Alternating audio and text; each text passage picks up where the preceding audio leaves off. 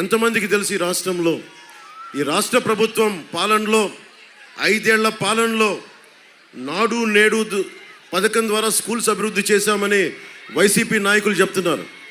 మీరు ఎన్ని స్కూల్స్ అభివృద్ధి చేశారో లేదో మాకు తెలియదు, కానీ పేకాట మద్యం మటుకు ఇసుక దోపిడీ మటుకు చాలా అభివృద్ధి జరిగింది.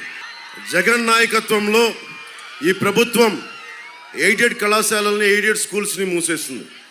ఈ ప్రభుత్వం 4709 పాఠశాలల్ని మూసేసింది.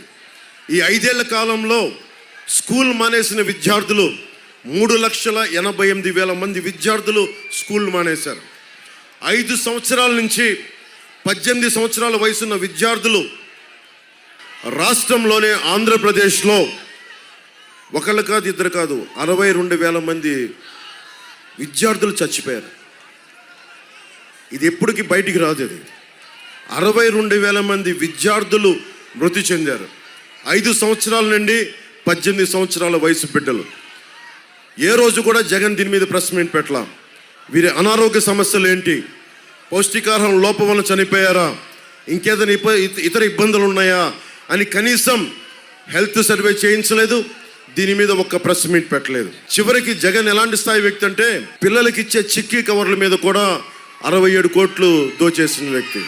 ఎమ్మెల్యే వాసు గారేమో పేకాట క్లబ్బులు, జగన్ గారేమో చిక్కీల మీద కూడా 67 కోట్లు దోచేసిన వ్యక్తి.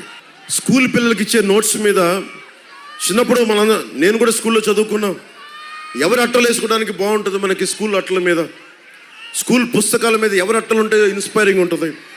ఒక భగత్ సింగ్ పుస్తకం ముద్రను ఉంటే బాగుంటుంది, అంబేద్కర్ గారి ఫోటో ఉంటే బాగుంటుంది, మహాత్మా గాంధీ గారి ఫోటో ఉంటే బాగుంటుంది నోట్బుక్స్ అట్టల మీద.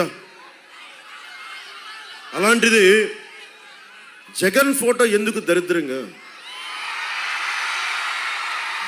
ఉంటుంది కదా. చిన్నపిల్లలకి ఏం చెప్తున్నావా జగన్ నువ్వు?